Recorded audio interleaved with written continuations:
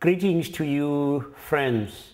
Thank you for inviting me to take part in the 11th International Congress of the Basic Income Earth Network. I'm sorry that I'm not able to be with you in person, as I know that you have been discussing a topic that is very close to my heart. You see, we stand at a historic crossroads.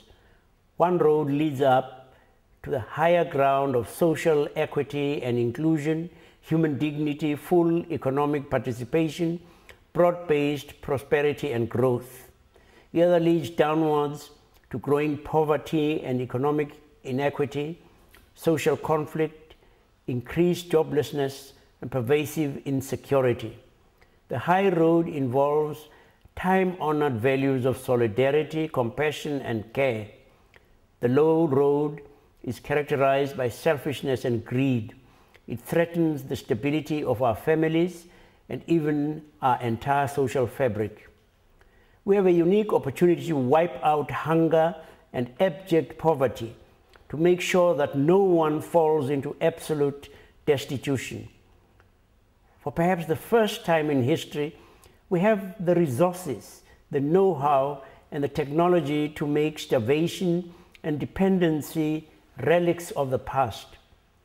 But do we have the will?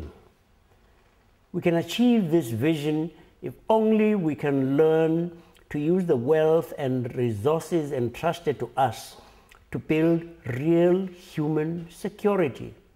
Human security does not come from bigger bombs, smarter missiles, larger armies, or more brutal interrogation techniques. But human security, a lasting and stable security, comes from a healthy and educated people and able to look after themselves and their families, together with the assurance that, should they fall, there will be a net, a society with compassion and care to catch them, and a springboard to lift them to more sustaining livelihoods.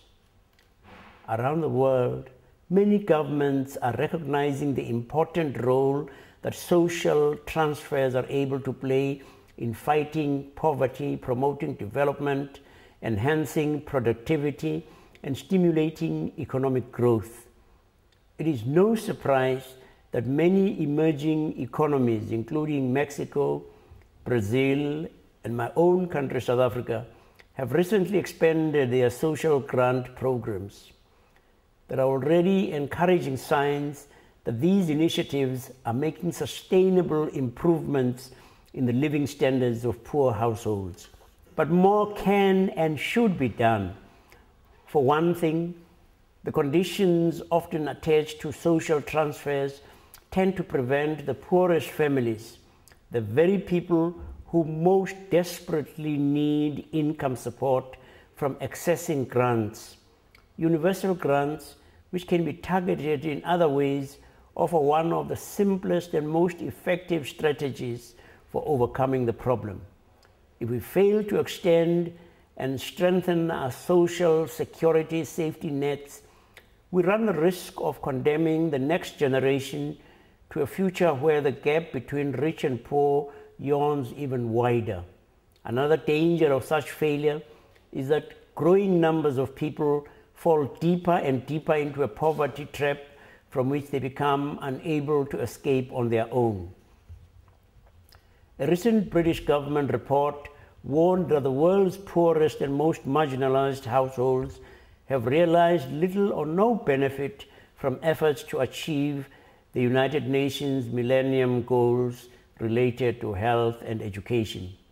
Public investment in health and education alone are not sufficient to enable these sectors to reach the poorest of the poor, because poor households experience other types of obstacles that prevent them from making use of their services. Transportation problems, the need to focus on securing daily bread, and a host of other poverty-related factors inhibit the take-up of services. In such an environment, social transfers offer multiple benefits.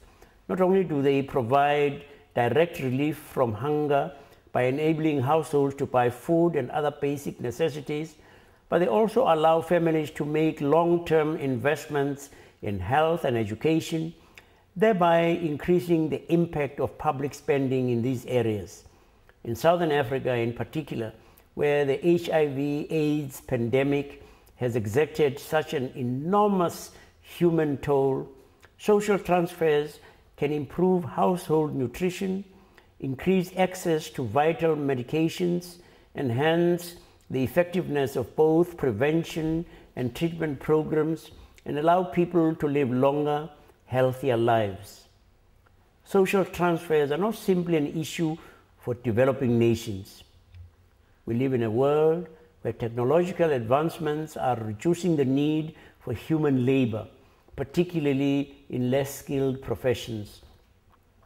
Even in industrialized nations, more and more people will need to explore new ways of making sustainable livelihoods for themselves and their families.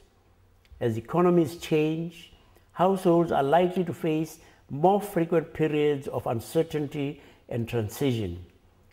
Social transfers can provide vital income stabilization during these periods. They can also help to achieve a more equitable distribution of wealth, thereby reducing the income inequalities that often emerge in periods of economic upheaval.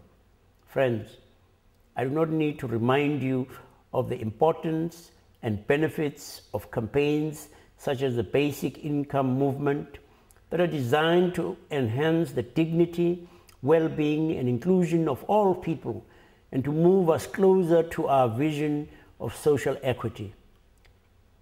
Let me rather thank you for your shared commitment to this noble goal and encourage you to continue fighting the good fight.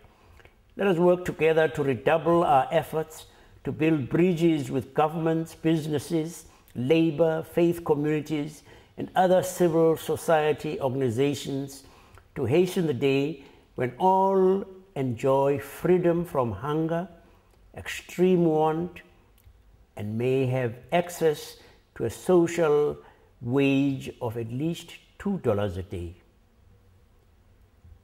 God bless you in your work.